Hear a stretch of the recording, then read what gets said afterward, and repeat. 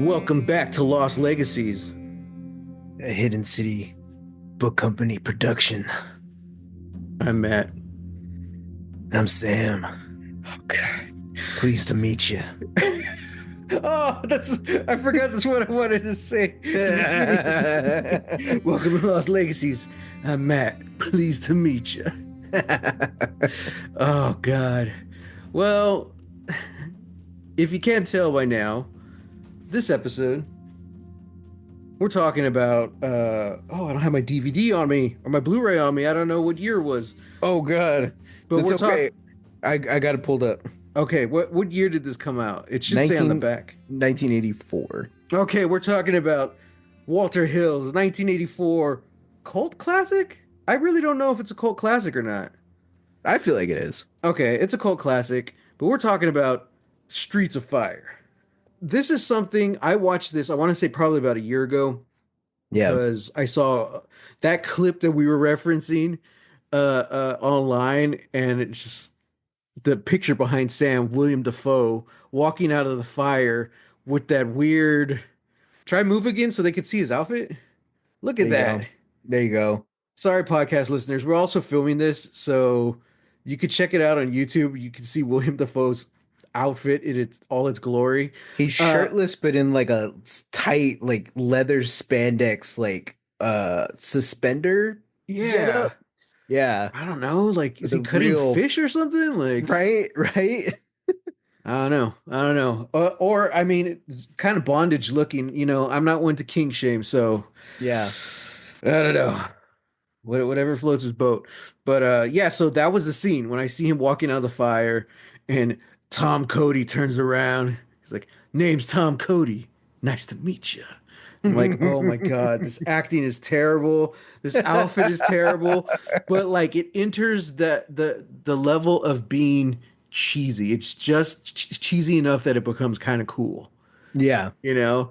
Yeah, yeah. So after that, like I think I watched the trailer for it, and you know, sometimes it's just Saturday night and I'm like, I want to watch something I haven't seen before.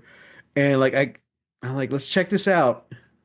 My world was changed forever. This is sitting on number 19 of my top 20 films of all time.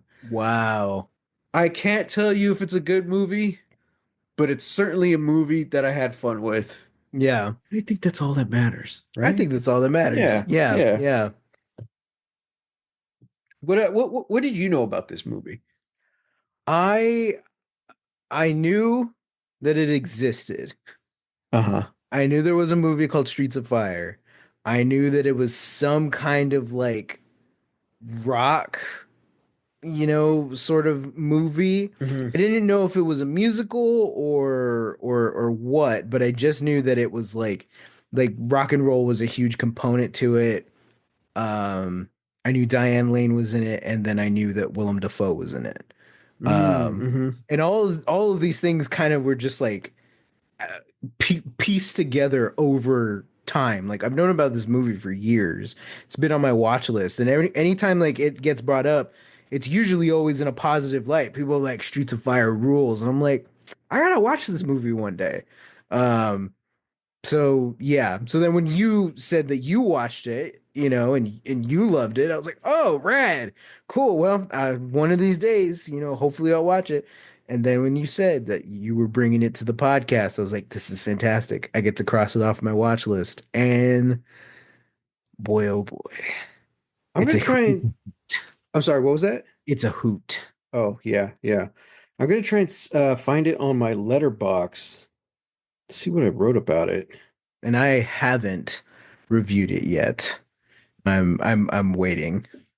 I gave it 4 stars, which I stand by it. I stand by it after a year. Okay. Yeah, I did give it 5 stars originally, Mm-hmm. but then like Mm-hmm. as time went on, I'm like okay, let's not go too wild, Matt. All right. I'll give it a solid 4. Okay. All right. I've never actually read this since I posted it, so let's see what I said a year ago, whenever this was. Before Walter Hill's 1984 Streets of Fire, we merely had movies. After Walter Hill's 1984 Streets of Fire. We had film. Just kidding. This film is entirely style over substance, but when the style is this damn cool, I don't care. The opening scene might be one of the best opening scenes I've ever seen. Mhm. And I'm not sure if Streets of Fire is actually a good film or not, but the music and the cast was more than enough to keep me invested. Walter Hill's 1984 Streets of Fire may not be perfect, it may not even be good, but that doesn't mean it isn't a masterpiece. All right, I stand by that review wholeheartedly All right, all 1 year right. later. Yeah. I'd see that. Okay, so just first reactions. First reaction is I don't know what the hell everybody's talking about. I think this movie slaps. I think this is a great movie, bar none and hands down. Yeah, All right? yeah. No, fine. Yes, fine. Maybe some of the acting isn't so great. Maybe it feels like it's been edited down from maybe a more violent picture. Mm, Uh, and sure, maybe, after the first 20 minutes, the movie kind of is like, it's fine, whatever. But then it really picks up towards the end. And the rest of the movie is just kind of like, whatever. hmm. I don't care. Because I'm vibing with the whole damn thing. Yeah. All right. It is just here's the thing. Walter Hill kind of already made this movie with the Warriors, you know? Like Hmm. if you take this and the Warriors and just kind of like put them up against each other, it's about a group of people that are trying to get out of somewhere. They're on the run for the night. Now the Warriors is a little bit more bare bones and more gritty, and definitely feels more cohesive, right? Hmm. Like there's really not any sort of like side stuff going on, and they're like it is just about the warriors trying to survive the night. Streets of Fire has so much more going on. There's so much more, not necessarily like plot wise, but just like visually, artistically, you know and I feel like for me, it's a much more engaging film. I've seen The Warriors once, and I had to fight myself from putting on Streets of Fire again as soon as it was over when I watched it last night. I had to fight myself calling out of work today, just be like, nope, sorry, boss, can't come in. I've been Streets of Fire pilled. The streets are in fact on fire. The streets are fire. Hmm. Like I don't know, like there's just something about it that feels so much more infectious Hmm. that I'm like, hell yeah. Hell Hmm. yeah. Um those are my initial thoughts. Yeah. I think now, okay, as we go on, listeners, I lent Sam my Blu-ray of this movie. He watched the behind the scenes. I still haven't watched it because like I just got the Blu-ray like a week or two ago. So all I really know about it is kind of what I've read online. So you might have to correct me at some point, Sam, or you can Okay. chime in if you know something that I don't. Um, but I think kind of part of the addictive quality of this movie is that just the fact that it's Streets of Fire, a rock and roll fable. Mm-hmm. It's the Mm-hmm. tagline on the poster, but it's straight up in the credits, so I consider it Yeah. part of the title. It really feels like a fable. Like it feels like this kind of this isn't set in the real world, you know. No. It might be in the not too distant future of our real world, but I don't know. Well, Like this it's like a post-apocalyptic 1950s, This is like you a know? kid growing up in the Warriors. This is what he's dreaming about. These are his Yeah. heroes, you Yeah. know? It does kind of feel like this, not post-apocalyptic, but just very kind of dystopian, even the way it's shot and the way it looks. Mm-hmm. I believe it was all filmed on a set, so those actual city streets weren't real. Mm-hmm. A lot of the main kind of drag is underneath like the the train bridge. I don't know Yeah. what you call those. Which you see a I lot think in, it's elevated train. yeah, you see a lot of that in New York and Chicago Yeah. and Gotham City in the Nolan ones. Mm-hmm. And Mm-hmm. that just kind of adds to like the kind of like the mythical quality of it. You Yeah. know, so much of it is at night too, so it feels like the whole movie's in a tunnel. You know, I don't even think we actually see daylight until like the third act when they're gonna fight. Or No. it's when they bring her back. No, because when Tom meets up with Fish at the diner, Uh, that's during the day. Whoa, sorry, we're back. I had to switch out the mic real quick, having some technical issues. What were we talking about? Oh yeah, okay, no, they did see some of the daylight earlier in the movie, Yeah, yeah, but most of it feels like it was like shot in a tunnel or something. yeah. Um, yeah, so I think that's part of it. The fact that it was all on a set, uh, uh, it kind of adds to it just feels like it's not real, you know? Hmm. And I think that kind of adds to like the magic, if that's what you want to call it. Hmm. Um, Also, I don't know who wrote it. I don't know if it was Walter Hill or what, but apparently someone made the decision at some point that nobody dies in this world. Yeah, I was like, oh, that's interesting. So that kind of adds to like the kind of fairy tale fable-esque yeah, ish of it. Um, yeah. So originally this was supposed to be the start of a franchise. yeah. Tom Cody was gonna just go town to town, going on adventures, Hmm. and I'm like, okay, interesting. Yeah, yeah. And they kind of have that in like towards the end, Hmm. where like Tom gets in McCoy's car and then they just drive off and it's like, Hmm. okay, yeah, like they'll be back next time.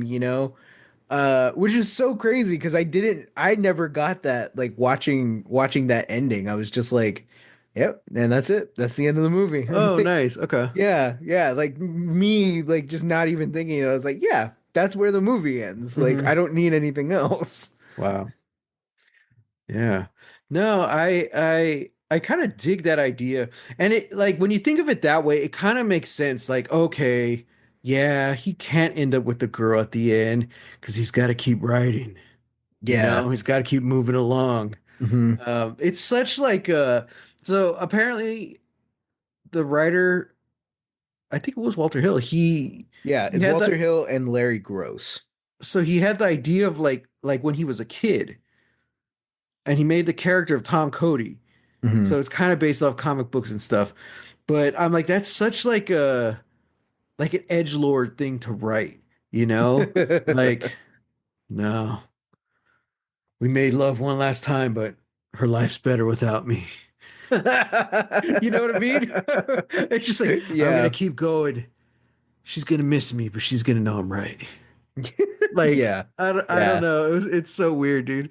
I loved it because like I said, this whole thing is cheesy, but like it fits. There's like a continuity to the whole film of the level of cheese, and it Yeah. just works. Like this is a living, breathing world, and I'm like, okay, this is rad. Yeah. So let's talk about that opening scene, man.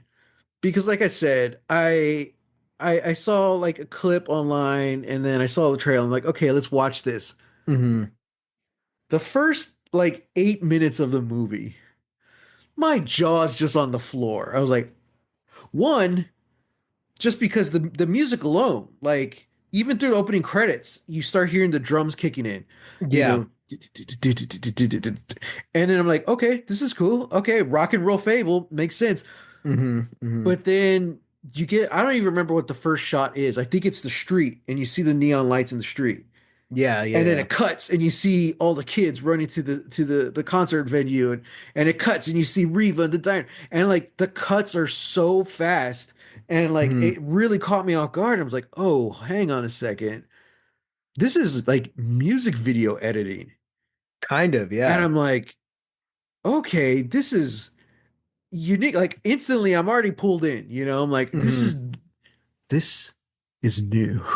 And then Rick Moranis comes out. I didn't know he was in it. I was like, oh crap. Me either, yeah. What a dick too. Uh, and then the actual music starts, and I didn't realize it was Diane Lane until like halfway through the movie. I'm like, oh crap, that's Oh Diane Lane. Um, wow. I I don't know if this was her first movie, but she was 18 when they filmed it, and I think she might have had one other movie at the same time. Yeah, yeah. I'm trying to remember. She turned 18 before they started shooting. Mm. Yeah, and I think she had done something else, and I think just before this one, but big claim to fame was working with Coppola on The Outsiders. Oh wow, Yeah. talk about similar. Yeah, yeah. Uh, Which is crazy. I'm gonna skip ahead, but apparently they originally wanted Tom Cruise to be the lead of this, of yeah, of Streets yeah, of Fire. dude. And like, think of the Outsiders, man. That was like the casting director was like, let's get every single young heartthrob we Mm-hmm. can in this movie. And they did, man. Like, I don't know how famous any of them were before, but Mm-hmm. like they did, man. They had Tom Cruise, they had Patrick Swayze, they Mm-hmm. had Rob Lowe, right? Yeah, yeah, Rob Lowe. Matt Dillon, like Mm-hmm. it's such a stacked cast, dude. Ralph Macchio, right? Is he in Yeah, there? yeah, Yeah. he's in there. Such a good cast.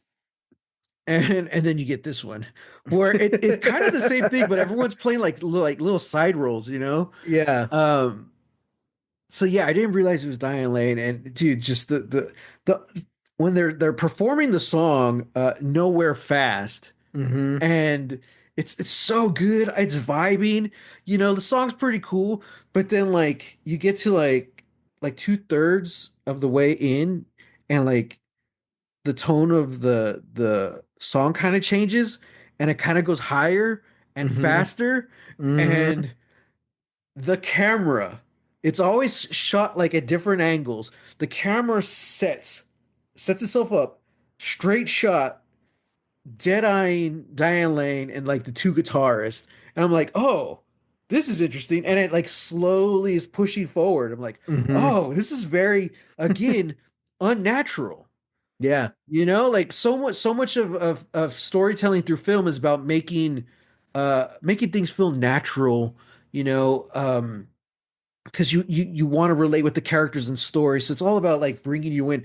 No, this movie's like, no, we want it to feel unnatural. We want this comic book slash fairy tale quality to it. So Yeah. when they put the camera straight up looking, your lead actress in the face as she's singing, I was like, again, kind of music video like. I was like, okay, this is cool. And then it cuts. And then you just see William Dafoe's like silhouette in the crowd. Mm-hmm. I was like, oh my Mm-hmm. God, this dude, I was spazzing out through this whole opening. I still do. Because like I think I'm probably like overrating it a bit, but like I'm like, this I is don't think you solid, are at man. all. Like they had a badass song. The director knew what he was doing, the cinematographer knew what they were doing, and it's just Mm-hmm. like came together, pulled it off. And it's interesting because when you look at movies like The Warriors or 48 Hours, easily damn good classics. And Mm-hmm. then nobody really remembers this one except like the cult following, but like you Mm-hmm. could still see that level of talent is Yeah. making this movie. Yeah. Those same filmmaker minds are planning these shots out. And I'm Mm-hmm. like, dude, this is Mm-hmm. solid. Yeah, Um, the behind the scenes was really cool and interesting because they were saying that like Walter Hill had never directed a music video before, mhm. but he was like enamored with MTV. Like he Mm, really dug like what was coming out of MTV. So mhm, he shot and he had never done a musical. He'd never done any musicals or anything like that. mhm. So he shot every single performance at least three times. And Nice. he had his like his shot list and he had his stuff where it was like, yeah, the camera's gonna sweep in at this moment. We're Yeah. gonna do this. It's like it helped that they already had the music. So they just like played it while, they're performing, doing all this stuff. Mhm. Um, and then as far as the editors, there were like there's four editors on listed on IMDb, but the behind the scenes only talked really about two, where one of them was just like straight up like I'm doing all the narrative stuff.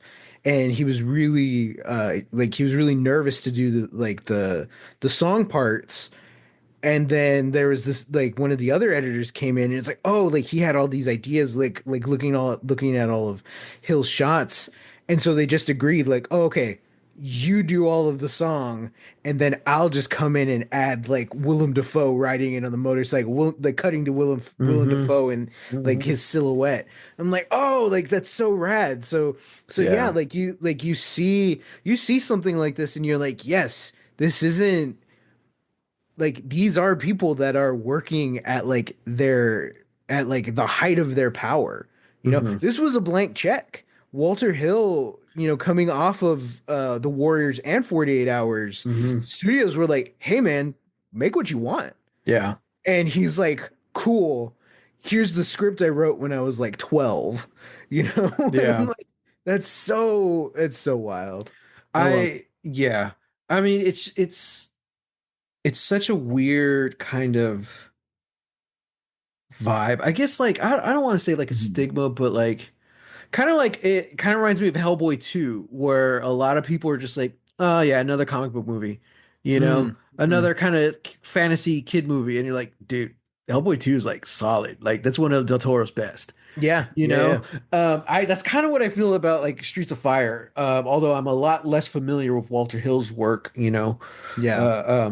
but this was like, damn, I forgot what I was gonna say. It's something you had brought up. I was like, oh yeah. I don't remember.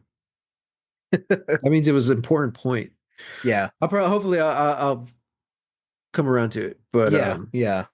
yeah, man, like, it's a very simple story, very fable, very fairy tale.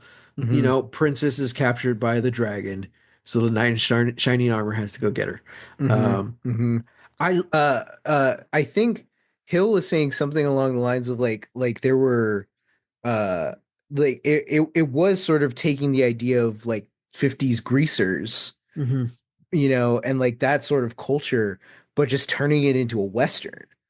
So yeah, it's like Yeah, yeah. the evil posse in all black, they kidnap the most popular girl, and all that, and now her lover's got to come riding back into town, with his silver long shooter. I don't even know what just a rifle, Mhm. coming to bring back justice I to was gonna say town. everyone had rifles in the movies. We see him Yeah, have like a handgun, but he never uses it.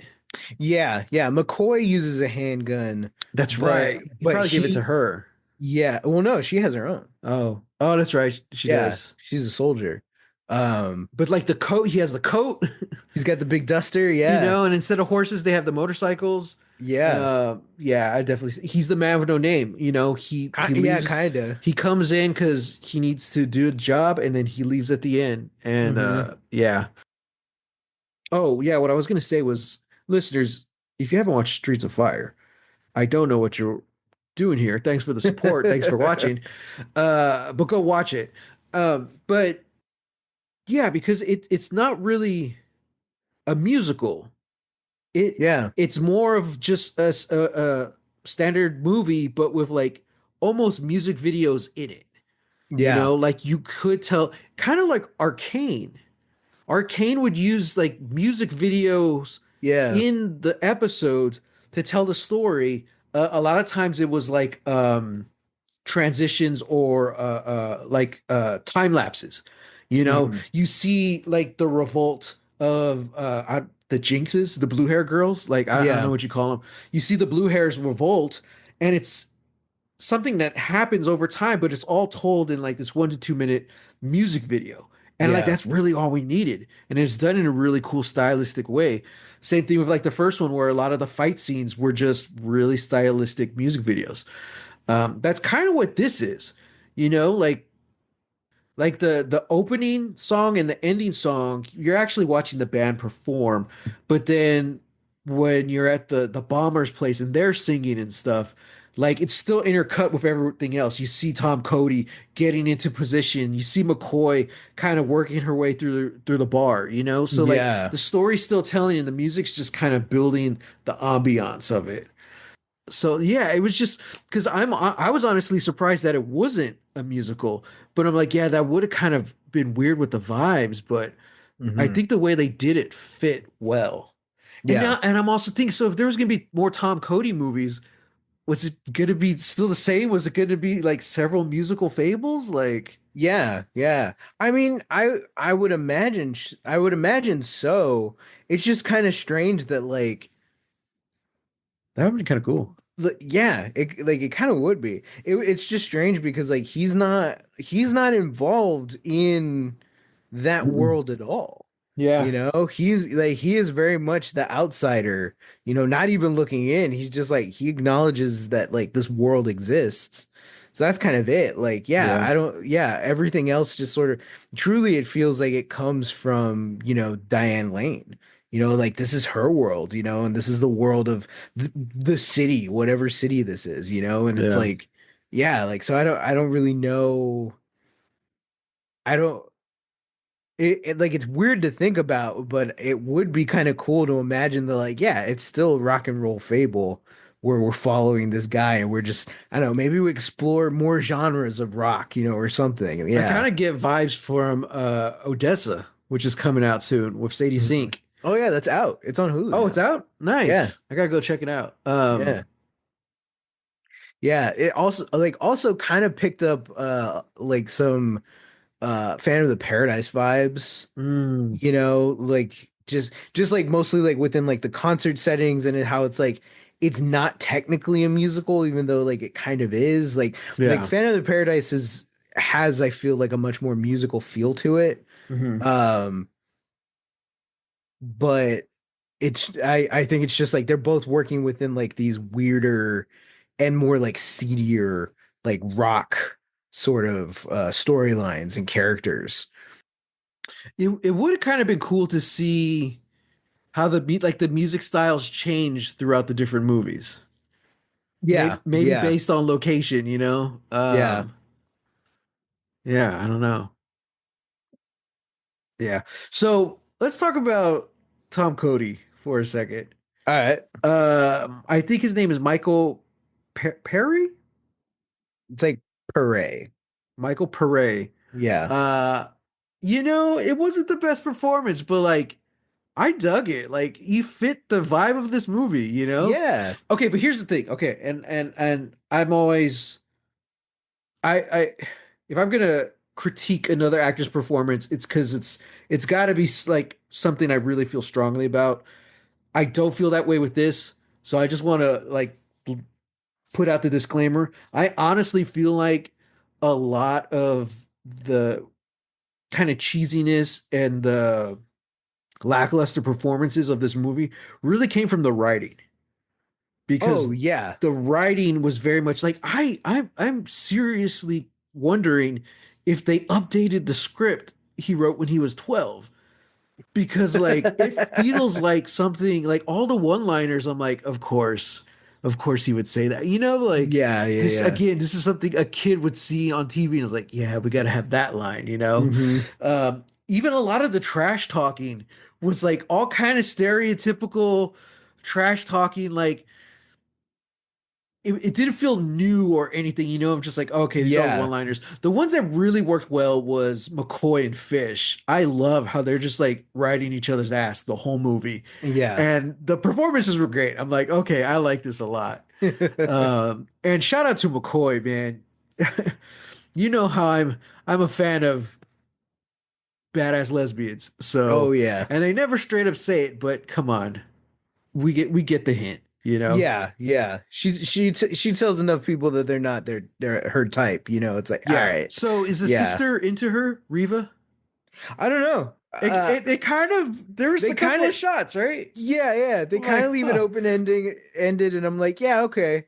Yeah. I like I want that to be for sure. Yeah. Uh which interesting point. McCoy was not in the original script. Really? Yes, McCoy's character was actually Menendez, a Hispanic man. and they wanted they were like when they were shopping around they wanted Edward James Olmos for the part. Oh wow.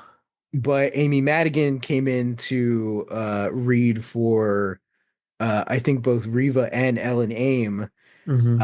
And then she was just like, "Well, can I read for this guy?" And they're Yeah. like, "Yeah, but it's like Hispanic." She's like, "Yeah, but this is such a fun role. Like, can I Yeah. read for him?" And they're like, "Yeah, sure." And they loved her, so they're like, Yeah. "All right, we're taking Menendez out, and it's McCoy." It wouldn't have been the same. Like, That's what I'm saying. I hear a lot of people saying that like, "Oh yeah, like I wish this movie had been made with Tom Cruise." I'm like, "No, I don't." I Because don't either. I don't think like there like this movie uh has a campiness to it, has a cheesiness Right. that I think is antithetical to somebody like Tom Cruise. It's like Tom Cruise, like even as a younger kid, even as a younger actor, was still working, like still working almost at the same level that he's working at now. He's always Like had like he he has this has an intensity intensity. to his Yeah. presence, you know, and Yeah. like that wouldn't have really worked here. Yeah, he does like I never really feel him like with few exceptions, I would say maybe like Interview with the Vampires where he's leaning Hmm. a little bit more into like camp, Yeah. but he's still giving it his all And in that performance, you and here's the know? thing too. Like this whole world is kind of we've been saying it over and over. It's kind of campy, it's kind of cheesy. Hmm. But Tom Cody's kind of feels like the straight man in it all. You Exactly. know, Yeah. he has cheesy dialogue, but like he's like the badass who's somehow just walking through this whole plot, you know? Exactly. Very Yeah. much like the man with no name, or, you Yeah. know, that's the archetype, the outsider, you know? Yeah. Because Tom Cody he's almost like only one-liners, right? Yeah. Like Almost. Yeah. it's rare if he has like a full conversation with someone. Either you give him some of your money or I'll give him some of your money. Yeah, I was like, Like, what? what? Who I is this guy, man? I love it. Like I feel like this dialogue is something I would have wrote like in high school. Yeah. I love it, you know? Yeah, for sure. God. Yeah, Fish and Menendez, that just wouldn't have worked. It'd just be two dudes, like, Yeah. you know. Yeah. And it's also like, okay, so why? What is this? Is Fish racist now? Like, I don't know. Yeah. It worked with Yeah. McCoy because like we already know Fish is he's a jerk. He's very possessive of Ellen, but Hmm. with McCoy, he's very misogynistic, you know. Hmm. And I feel like, but McCoy can take it. You know, Yeah. that's like she's the tough girl. You know, we see that archetype so many times. Yeah. But like that's who she is in this character in this film. So like they really bounce off each other really well. Hmm. And otherwise it would have just been two dudes arguing. It would have been the Hobbs and Shaw movie, you know? Yeah. Yeah. Yeah. And we talk about that a lot, like how like I'm kind of getting sick of these movies where they're just bickering. Like weakest part Hmm. of Hobbs and Shaw. I think that was the weakest part of Falcon and the Winter Soldier. Hmm. I'm tired of these people just bickering with each other and but Yeah. having to like no. Yeah, same with Deadpool and Wolverine. That's what killed the movie Yeah. for me, truly, is Yeah. that like you just have your characters constantly arguing. The Hmm. cool like the interesting thing about, I guess like Hobbs and Shaw and Streets of Fire is that like there is that third person there. So Yeah. it's not always Cody and McCoy going at each other. Yeah. It's like no, it's this ancillary character, it's this other person, you Hmm. know like there's at least here there's a clear like straight man and then Menendez the sidekick and then you have Fish. Yeah. But with all of these other movies it's like they still want to have that buddy cop dynamic, but they're both the straight man. They're both the badass. They're Yeah. both, and it's Exactly. like one can't look like the other person can't look bad, and Yeah. that's where the dynamic doesn't work. So yeah, Yeah. I totally agree. And also Walter Hill even said that like maybe he's kind of like taking too much credit for it, Hmm. but he did sort of relent and say that like, well, yeah, kind of, he nudged like the casting of Sigourney Weaver for Alien, because he worked on Alien as Mm, well. And mhm. he's like, yeah, like that script, it's written as genderless, but they're all men. Like the script is Right. like men names. Yeah. And so like when it came to the casting, it was like, well, yeah, why don't we cast Sigourney, as Ripley? Hmm. Like, why don't we do that? So yeah, like that was his choice to, cat to change it to McCoy and have Amy Madigan play her. Yeah. Yeah. Yeah. If you are on Substack, I highly recommend a good read called "Can Men Write Good Female Characters?" Ooh. written by friend of the pod, Mickey Martinez. Hmm. Hmm. Yeah, it was a good read, a solid read, and he brings up Alien, for sure, and I like the examples he uses. But yeah, it's kind of interesting because I've been working on this. It started off as a short film, and then it's me. I couldn't stop, so I kept going. Uh-huh. And because originally I was inspired by Mickey's latest movie that he's making, and I'm like, oh, I want to do something like that. I want to write an acting showpiece like for me, especially because I haven't acted in a while. So Yeah. I kind of want to write something where I really get to stretch my legs and do something. And lo and behold, the character I was writing for myself is very secondary, and the lead I'm like, nah, this I think like this is the lead. This is it kind of just came out of nowhere, but it just makes more sense like that this female character is the lead, not Hmm. my guy, and it just Hmm. the movie itself works so much better. So it's like, okay, is this a Matt movie or is this a good movie? It's just like okay, humble myself. Like Sure. I gotta give the good role to the co-star. Um, but yeah, like as I'm writing, it, I'm just like, nope, I see it coming. I see where this is going, and I really like it. So, Yeah, yeah, um, yeah, yeah, yeah. Man, yeah, so much about this movie, dude. Young Bill Paxton was in it. yeah, Um, so much of this, like I just I had fun. It was yeah. fun. Um, I don't know.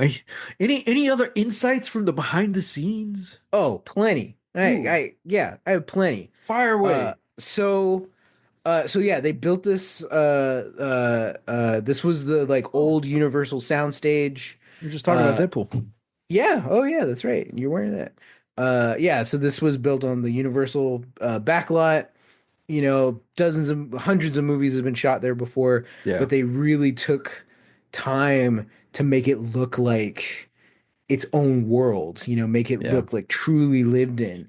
Apparently, like diner culture was like a huge thing that kind of sprung up sort of in like the late 70s. Hmm.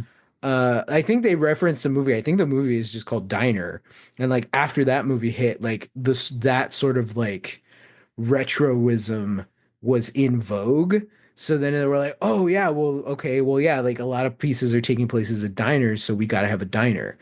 And that's kind of where like I said like a post-apocalyptic 50s because it's like it is like the diner is like a very like 50s-esque, setting, Hmm. but here it's like it's all run down, it's like Hmm. everything's dilapidated. That's even in like the early scripts. One of the early scripts is that like there are people that live here, but if you just looked at the outside, you wouldn't be able to tell, you know? Mm, I like And that. yeah, yeah. Oh yeah, apparently Riva was supposed to be like a narrator through the whole movie.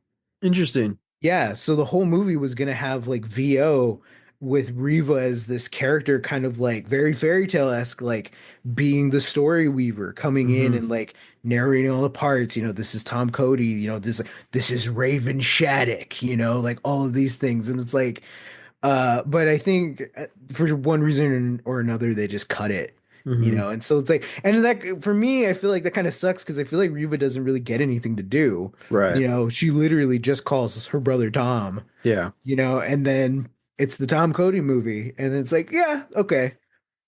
Yeah. Um, they did shoot some of this in Chicago. Hmm. Pretty much like all of the stuff going to Torchies, Mm, uh, and then like them escaping from Torchies, like all of that was like in like the under sort of like streets of Chicago. right. Yeah, Uh, yeah. obviously, you see some of that in like movies like the Blues Brothers or like you mentioned Hmm. earlier, Hmm. Nolan's Batman. You see the Batmobile chasing the cops down there. So yeah, like they used a lot of that. Yeah, it is, and it's also this was also, kind of one of those movies where it's like having seen the success of Walter Hill's earlier movies, people were very interested to say yes, you Hmm. know. Like some people not so much. They said that they offered the part to Tom Cruise and he said he'd think about it, and then the next day he signed another movie. Yeah. Um, and so it's like, yeah, okay. Diane Lane was it came down to timing, because it was her and Daryl Hannah. They Interesting. were they were both up for Ellen, and then I forget what they said, but essentially, like, yeah, it just came down to like scheduling. Like Daryl Hannah was about to go do something else, Yeah. and so they cast Diane Lane. Wow. Uh, and then one of the bands, the band who's playing in Torchies, they were originally offered or they were asked to do original music for 48 Hours. Mm. But the lead singer read the script, like the guy who kind of has like the like faux hawk kind of Hmm. singing. He's he read the script for 48 Hours. He was just like, no, I don't know, like this doesn't really feel like a vibe that I want to associate with. Hmm. And then they like, they read the news, they read the paper, and then it's like, hey, 48 Hours like is one of the highest openers the weekends that it Yeah. opens. So then when they were asked again, he was just like, okay, yeah, like they sent over the script and before he even touched it, one of his bandmates was just like, it doesn't matter what's on the page, we're doing the movie. Hmm. Yeah, and he wrote, yeah, so yeah, he writes like two songs, but the second song, Blue Shadows, he wrote like they did specifically write for this. Mm. And Blue Shadows, it's interesting because like he read the script and he's looking at it and he's just like, yeah, like wanted to have a sort of like ramping up to the danger. It's like we set the tone in Torchies, but there is a ramp up to the action, that happens. And he wanted to write this thing almost from like Tom Cody's perspective, Hmm. talking about like killing men and talking about being on the run, having to hide, it's like living in the blue shadows, Oh, and that's it's cool. like having it to be like this dark, like moody piece, and you listen to the song, and it's like the song isn't really dark and moody, like by the tone, but Hmm. when you listen to the words paired with the music, you're like, it's a nice juxtaposition, it's like talking about death and mortality and all this stuff. And it kind of hits home because um if you look carefully in the movie, they were very purposeful to do this, but everybody in the movie looks like they're under 30. Mm. Yeah. Kind of except for Tom, even though apparently Michael Pare was like 25 when he shot Mm. this. Hmm. Um uh I was gonna say him and the cop, yeah, like the police chief or whatever, yeah, the sheriff guy. He looked a little older, maybe yeah, 29. I don't know. right. It's a hard 29, Yeah. Well, a but lot of those yeah, people back then, like they looked a lot older than like 20s and 30s do today, you that's know. true. That's true. Um, Yeah, yeah. So yeah, like that's part of the vibe that they were trying to sell as well. Like mhm. this is a sort of youth explosion, where there's still sex and drugs and Mhm. violence, but they didn't want to go too overboard, which is why nobody really dies, Yeah, you that's know? also part of the song at the end. I Yeah. believe it's called "The Night Is Meant for the Young," right? Yes. Yeah. Yeah. Yeah. Um, Yeah. Which another fun fact, and I knew it the set. mhm. So the two songs that bookend the movie, Nowhere Fast and The Night Is for the Young, um both of them were written for the movie, and both of them were written by legendary songwriter Jim Steinman. Mhm. Who, listeners, if you don't know who Jim Steinman is, Jim's obviously legendary songwriter, gave us songs like um Because the Night Belongs to Lovers, um Total Eclipse of the Heart. You know, it's like basically a lot of like the 80s power ballads that you're familiar with, but also was the lyrical genius behind uh a little bit of Sam lore, one of my favorite all-time performers, Meatloaf. Hmm. I Hmm. would do anything for love. That, and then like that initial Bad Out of Hell album. It's like I'm just hearing it, and I'm just like I'm watching the movie. I'm like, this music slaps, and it's exactly like what you said. Like it has almost like a prologue. And I don't remember where I heard this or read this, but essentially like Jim Steinman does kind of feel like he's writing like Wagner. He's Hmm. writing like opera, but it's rock and roll. You There's a know? very theatrical quality to his music. Yeah. I think that's why he was such a good pairing with Meatloaf. Yeah. It's yeah, that's why like they're not traditional like rock and roll like artists. Like Yeah. they're in a big way, as someone who's spent a portion of his life in theater, they feel like theater artists, like theater musicians, you know. Yeah. Yeah. Truly. So Meatloaf covered Nowhere Fast. Yes. Did he cover the last one? I don't know. And apparently they that was an add-on. The last one, So yes, yes, it was. yeah, yeah, because apparently they were working real hard to get the rights to Springsteen's Streets of Fire. Hmm. Uh and then and they filmed it. They filmed it too, with like a Yeah, cover by somebody else because also Diane Lane doesn't sing. yeah, it's not actually Uh her singing. yeah, yeah. So they filmed a version of this movie where she sings Streets of Fire, and then Springsteen basically told them, no, you're no to the rights. So they had to come up with a different ending. They Hmm. edited an ending where it ends on the Sorels Hmm. singing their song, which that song actually became the number one song off the soundtrack. And it chart Was it for this movie? Yes. Because that was the only song I actually knew of before this Same. movie. I was like, Same. man, I was like, I didn't like, I had no idea. I was like, so I was curious if it was for this movie or if it was like just brought in later. But dude, Yeah. like, we didn't talk about the Sorrels at all. Like, such a random part of the movie. We don't need it. It doesn't affect the plot, but I'm glad it's there. Yeah. Like, I really dug it, you know? Yeah. And I also kind of like how the movie takes its time. Like, we're here for the music as well as Hmm. everything else, you know? So we play out the songs, the Hmm. opening and the end songs. We hear the whole songs. You know, we see all the other stuff. At Torchy's, we hear, I don't know if it's the whole song, but a big part of it. Hmm. So then when we hear the Sorrels just singing a cappella on the bus, it's such a different tone from the rest of the movie. I'm like, I like this.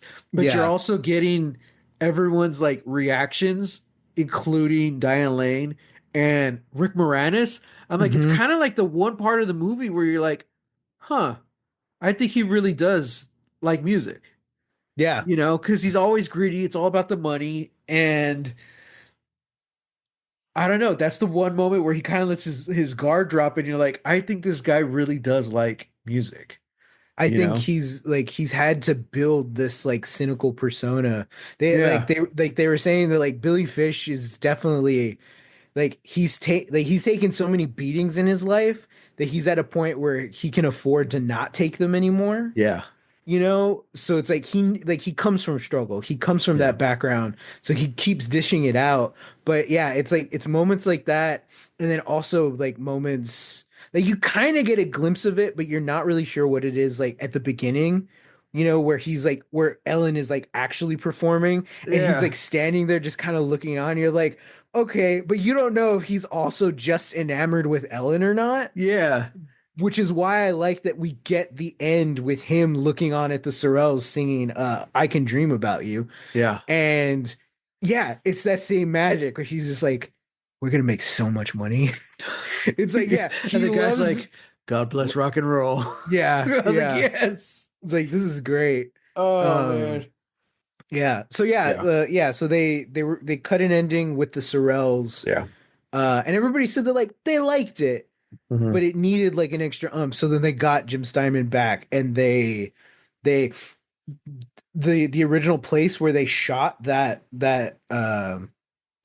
opening Hmm. was no longer available because it was being restored. Like, so Mm. they had to rebuild the whole set. Oh All the crap. neon stuff had to like get added back. Diane Lane was shooting a new movie, Yeah. so she had to come back and get like a wig done up. So it's like all of that is artifice. Yeah. Um, but yeah, they all came back and they all shot the movie, and they all shot that new song, and I really liked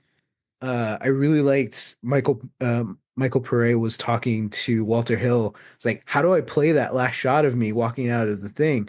Like what do I do? Because he admitted like he was very inexperienced as an actor. So he was Yeah. like, like I don't know how to do this. Like I'm very nervous about it. And Walter Hill's only note to him was, you stop at that door and you look like a movie star. And when you see that shot, you're like, I don't like, you can talk trash Yeah. about Pare's performance. Hmm. You can say that it kind of brings the movie down. You can do all that stuff. I still think it's solid. I think it fits within the world. I think it makes him an interesting sort of standout to how Yeah. like comic booky it all is. And I just do want to make a note that a lot of people think he's like the weakest part of the movie.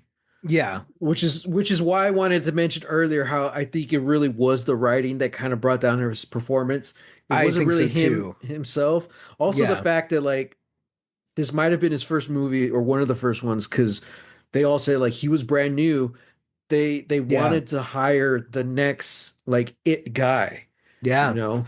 So didn't happen, but yeah, Yeah. Yeah. Which is unfortunate. yeah, But, when you look at that shot of him, like, she's singing the song and he like opens the door and then he turns back to catch the performance and she's there and the whole crowd is loving it. They're eating it up. And then you're like, and then you just see him because the song is about kind of apocalyptic love, like how destructive this force that's so basic is, yeah. and how it's a whole thing about misconnections and timing. You Hmm. know, it's such a quintessential idea of young love that it just hurts so much watching Diane Lane sing it to her ex, and then he can't even finish the performance. He's just staring on, and he takes off right Hmm. out the door. And she even gets a shot where it's like, sure, maybe she's just like trying to catch her breath,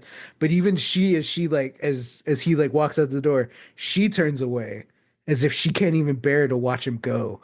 And then she comes back a second later because this is her world, and she's there, and and I'm like, oh, I don't give a shit. This movie rules, man. This movie is so fucking great. Cinema, Cinema, cinema. capital C. Man, it's so good. Yeah, no, he's like 4.5 stars. This is 4.5 stars. Okay, okay. I don't care. I can very well see myself changing that to 5. Yeah. I know I joked about it, but I am potentially Streets of Fire pilled now. Like this Well, like I is said, dude, that was my original review. I gave it 5 stars, and I was yeah, like, man, yeah. and I might end up giving it 5 stars the next time I watch it. Who knows? I mean, it's kind of the thing. It's my thing with like Alien 3. Hmm. I'm one of the few in the camp that like, you know, I kind of had the same experience. I had never watched any of the like other Alien movies after Aliens. Yeah.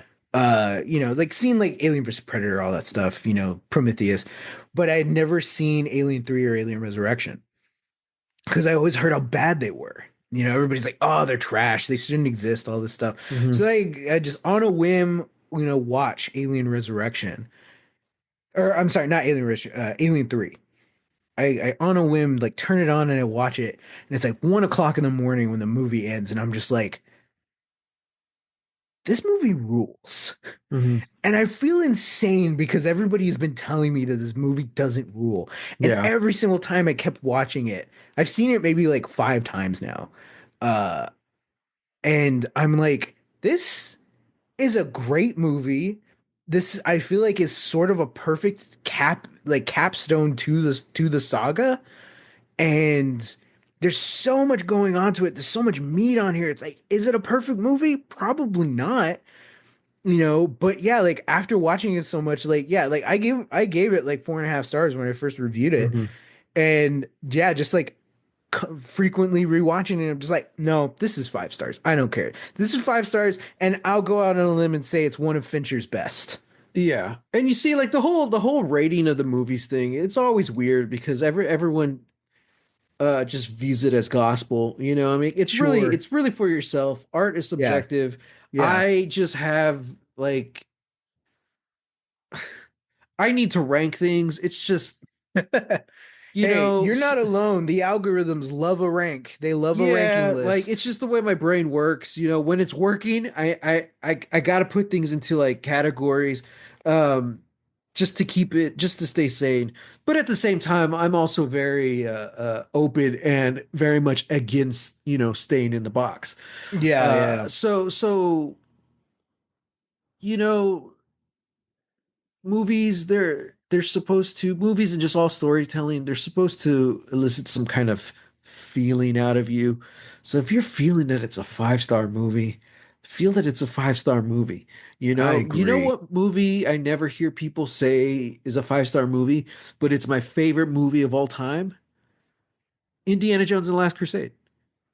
you know, Yeah. and simple. And I know why, and it's because it's Indy and his dad, Yeah. and I have so many memories of you, me, and dad watching that movie and him in scouts and going on our little adventures and all that stuff. So sure, I could break down how the music is great. I think some of John Williams' best, Hmm. and how it's shot visually and the character progression, yada yada yada. Uh, I could talk about all that all day and love it. But at the end of the day, it's like, no, it's because it's personal. It hits me on a Hmm. more personal level, you know? And that's why it's 5 stars. This one, I don't know. I mean, it's not really at the 5-star level anymore, but it's just, I really dig this movie, and it hits hard. Hmm. And I think especially too, because the last couple years, I've talked about it on this podcast a lot. Music is just, it's becoming more important to me. Yeah. And I think because I don't really have any musical ability whatsoever, I don't know. To me, it's an outlet to like express my feelings, Hmm. even though I'm not the one making it. It's I don't know. Sometimes I'm trying to do better with being open and expressing my feelings, but something about just music is like an outlet for me. So I'm constantly trying to listen to more music, new music. It's something I'm challenging myself to listen to. Not forcing myself to like it or anything, but just to like, if this is important to me, so I want to make it a priority. So luckily I work by myself, so I get to choose the music. So I'm like last year, like, dude, I don't know, I listened to like 270 new albums or something like that. Yeah, yeah, something like It was that. ridiculous. Um, I was stressing out at the end because I'm like, I gotta listen to this before the year's done. But and it just really opened my mind to a lot of different music. And so something like this, where as cheesy as it is, like it is so tied in with the music, I just really vibe with it. And again, I love the opening, the way the music fit with the way the shots were and everything. And Hmm. and even some of the score, like I wish we can listen to like just the score, because I think there were parts of it where uh I'm like, wait a second, is that Nowhere Fast? Like there was little very slight themes going in and out of the score, and I was like, Yeah, yeah, yeah. and this is a movie where like the music is almost playing nonstop. Like Yeah. there's very little score in it. So when it did happen, I was like really listening to it. I was like, wow, okay. Hmm. This sounds like that song they were playing earlier. Like interesting. Uh but yeah. Yeah, man. This movie has everything. Guns, Mm-hmm. motorcycles, Mm-hmm. rock and roll, Mm-hmm. kick-ass lesbians, Mm-hmm. And and acapella. I don't know. acapella and sledgehammer fights. Oh my God. I don't know what the point of that was, but I was for it. I was like, I don't yes. care. I don't care at all. This is look, If listeners. I won't harp on this for too long, but I will just say it all comes down. The big grand showdown is underneath that beautiful elevated train, railing bridge, yeah. whatever, between Tom Cody and Willem Dafoe, and they fight with sledgehammers. And I if was that's not some of the coolest shit you've ever seen, yeah. yeah. I was really hoping for a shootout, especially when like the rest of the like the citizens come out with their guns. I'm Hmm. like, yes, this is gonna be awesome. But I didn't want to see any of them die, you know? That Yeah, wasn't the vibe yeah. of the movie. Hmm. So no, when they pull out the sledgehammers, I'm like, huh, it's something about it just makes sense in this world. Yeah. Like these are like working class people, Hmm. like Hmm. it's kind of like West Side Story, like the knives, Yeah. it fits. It fits so well. I don't know what it is about those sledgehammers. I'm like, Hmm. yeah, I these guys probably do break rock for a living. Like I don't know Right? what their jobs are, but it's Yeah. probably something sucky like that. I'm Well, like, yeah, okay, like just looking at Torchy's, like that whole like area just feels like it's like factory. It's all refinery kind of stuff. right. It's like, Yeah. yeah, and all these bikers who little tidbit, most of them were real Hell's Angels. Oh, Uh nice. yeah, Yeah. they asked them to shave their beards and to like uh decustom their jackets, Oh, wow. and that's why they all look so uniform. Like they're just all Yeah. black, no studs, no patches, Yeah. clean shaven. It's like really fitting into that sort of like greaser aesthetic. Yeah. But yeah, The like they still look like working men. the guy who played like William Dafoe's right hand, Leaving. Lee Ving, that's his name, lead Yeah. singer for Fear. Mm. Um, just cool band, and he's still around. I think he's still Yeah. performing too. Um, they were the punk band that Jim Belushi brought onto SNL, who totally just destroyed the stage and were never asked back. um, Hell yeah. I think you can find the clip on YouTube. It's nuts. Um, All I know is that we should be making more movies like this. Dude, I know. You Let's know, just have fun with it, guys. Just tell a story, yeah. have fun. It doesn't have to beat you over the head with any kind of moral or message. Like it to me, it was kind of like it's perfect, almost like telling like a kid's story. Again, part of the fable. It's like, no, Hmm. it's sweet, it's simple. There you go. Yeah. I was like, yeah, man, like that's cool. Um, yeah, absolutely loved it. Hmm. Listeners, let us know what you thought. Hit us up on the hashtags and social media, hashtag Lost Legacies. This is a video, so this is going to be on YouTube as well as Facebook. Hmm. Let Hmm. me know in the comments if you've seen it. If you haven't, why not? Let us know what you thought. Yeah. And as for next week, we'll be watching another movie, Hmm.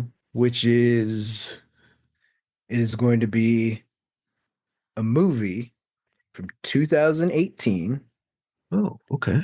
uh, that comes from a genre that I think both you and I really like, we really enjoy.